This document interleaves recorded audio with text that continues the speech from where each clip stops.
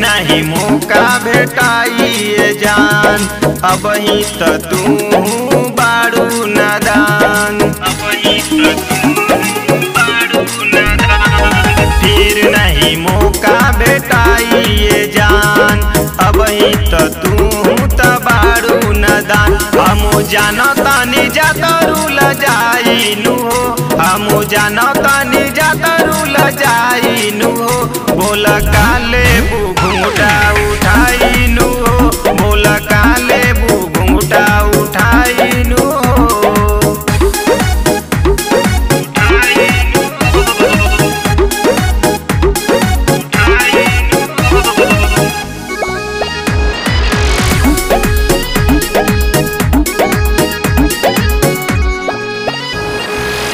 जल्दी से कद डिमांड ये धन, नहीं तो धीरे धीरे बिगड़ता मन, नहीं तो धीरे धीरे बिगड़ता मन। जल्दी से जान अब दियावा बुताओ, अपना पिया के नहीं ऐसे सताओ, अपन दिलवा के बतिया दा बताइनु हो, अपन दिलवा के बतिया दा बताइनु हो, बोल काले घूंघटा उठाइनु हो, बोल काले घूंघटा उठाइनु हो।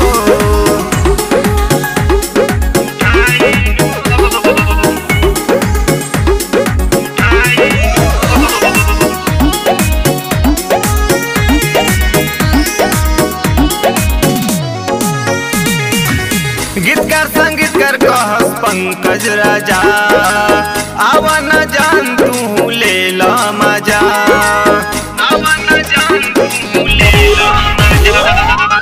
16 बारिश के चढ़ल जवनिया, सोएब खातिर का रखलू रनिया, माजा भरपूर तो के भेटाइनु हो, माजा भरपूर तो के भेटाइनु हो, बोल काले घूंघटा उठाइनु